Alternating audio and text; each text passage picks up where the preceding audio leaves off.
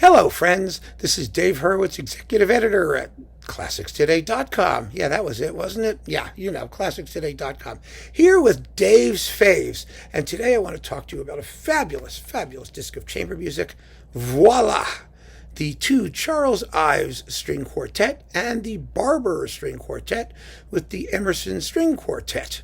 What a great way to get this music. I mean, these are iconic American string quartets, chamber works, and to have them together is just so incredibly handy. It really is.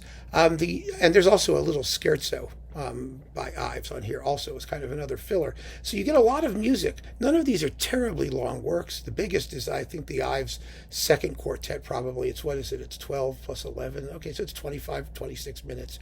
But this is all magnificently played, wonderfully recorded, fabulous music. The Barber Quartet, of course, is the original home of the fabulous Adagio for strings.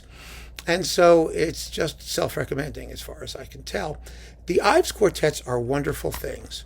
And I know there are people who think that Ives was, just sort of a flash in the pan type composer, but he was a remarkable, remarkable composer.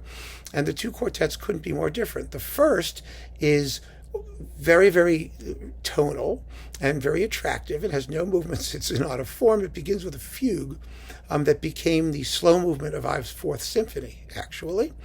And aside from having the four regular movements, it's as non-traditional as it gets, and it's folksy and charming and just full of life and light and wonderful. A lot of church music. From Greenland's Icy Mountains and things like that. Hymn tunes. It's a wonderful piece, just a wonderful piece which provides no great challenge to listening. And the second quartet, the second quartet is a wonderful take on what string quartet writing theoretically was all about. You remember Goethe's description, four men having a gentlemanly discussion or something like that. It was some nonsensical comment. But that's really what this is about. The first movement is called Discussions. The second is called Arguments.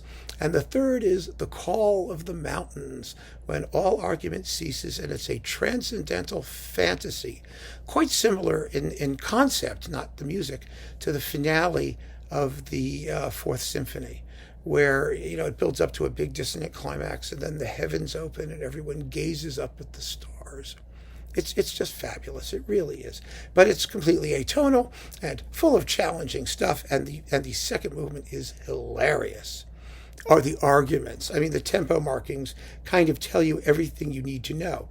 It begins Allegro con spirito, which we all know, followed by Andante emasculata. Now, the Andante emasculata is one of the soloist attempts to be very, how shall we say, insipid and sentimental.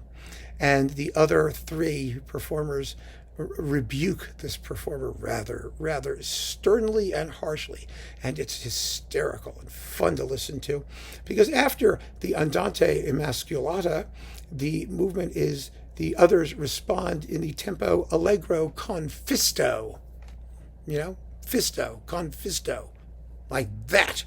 Ives also had Allegro con sluggeracco, but it's not in this particular work. It's very, very funny and wonderful. And there's Andante con scratchy and Allegro con fisty swatto, like you swat a fly. It's great. It's total riot, uproariously funny. And, people don't usually feel that they have the right to laugh at music which is, difficult and experimental and avant-garde. But Ives, of course, the genius of Ives was that he was avant-garde and he was funny, and he knew he was being funny sometimes. Sometimes he was very serious. The finale is avant-garde and very, very serious. And it's, like I said, a transcendental essay. But, the music runs the gamut. And it's so great to have a composer who was both avant-garde and who understood how to be expressive, the whole range, from raucous humor to sincere, epic meditativeness. And Ives really was that. He was a very, very great composer, and this is a very, very great disc of his music. And I recommend it accordingly. And of course, the Barber is one of his, it's sort of it's like a single movement type thing, kind of like his first symphony. In this case, it's 3-in-1. It begins with an allegro, sort of separate movement, and then there's the adagio, the famous adagio that runs into the finale, which is a recapitulation of music from the first movement. So it's all enfolded, but it's a very, very beautiful work as well, and you're not going to hear it better done than than the Emerson Quartet does here on Deutsche Grammophon. So keep on listening, friends. Thank you so much for joining me. Take care.